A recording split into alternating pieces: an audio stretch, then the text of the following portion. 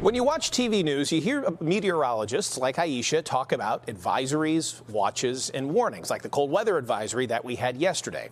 Now, you might know that we don't create those. They come from a federal agency, but they're not in D.C. It's coming from people working in a southwest Chicago suburb. So what could a mass federal layoff mean for local forecasting for all of us? NBC5's Kate Chappell has the story.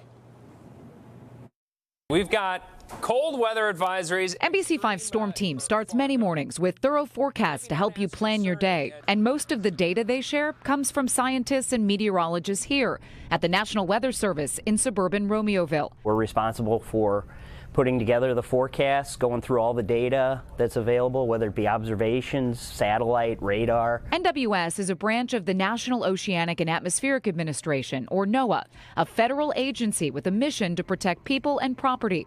NWS meteorologists are closely monitoring local weather conditions 24 hours a day, ready to issue warnings about severe weather, hail, tornadoes, and dangerous cold, communicating directly with emergency managers about whether to open warming centers or to cancel big events like Lollapalooza, and with FAA controllers and airline dispatchers at airports or lifeguards at the beach. Anytime that your phone goes off, you hear that alert, you hear the warning, that's done by your local National Weather Service office. We're communicators. All of the forecast and warning information provided is free and accessible to the public, paid for through federal tax dollars. The average American pays about $4 in taxes each year to fund the National Weather Service. Trent Ford, Illinois state climatologist, also collaborates with the agency, which tracks and stores official climate records, from tornadoes to rainfall and flooding.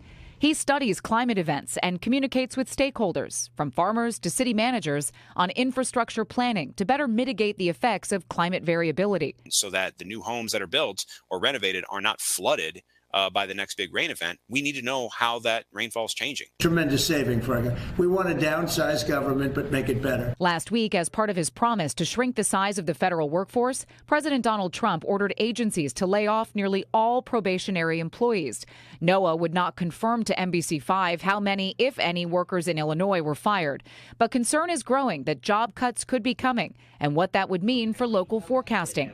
Former NOAA scientist Andrew Rosenberg. The information depends upon having the people in place. This is not something happening in Washington. It's your neighbors. Kate Chappell, NBC5 News.